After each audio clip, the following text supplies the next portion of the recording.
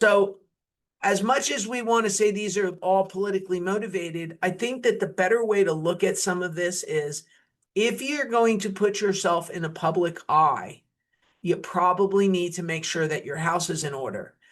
And if you're going to go after people, expect that people are going to investigate you back because you can't go after somebody for doing something and then expect that you're just going to be let off or somebody's going to look the other way. Now, we can all yell political motivation all we want, but the better thing to say is, look, if you're going to put yourself in the public limelight, keep your house in order.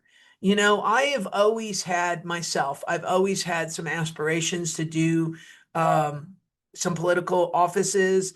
I am out in the public. I keep my house squeaky clean because I know that somebody may look at me or somebody may decide to look at the things. Never lied on a mortgage application. I've never done things that were counterproductive to the law.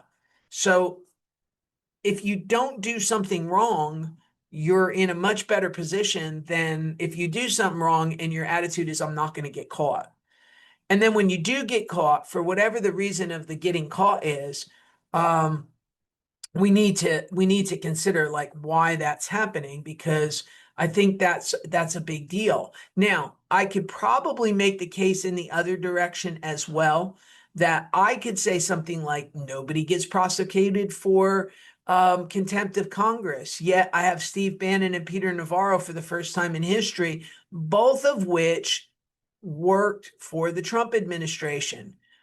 And when they had a problem, in both cases, they were not allowed to go under the executive privilege rules that some of the other people did. What I will say is Eric Holder did the same thing when he was not pursued. He was in contempt of Congress as well. So there's all these things, and I'm of the opinion personally that nobody should be above the law, but you should be not twisting the law to go after your political narrative. Okay, so if you're going to say to me mortgage fraud, I'm going to say to you people are arrested for mortgage fraud. On this contempt of Congress, I don't think I ever remembered anybody ever being thrown in jail until we had these two guys have that problem.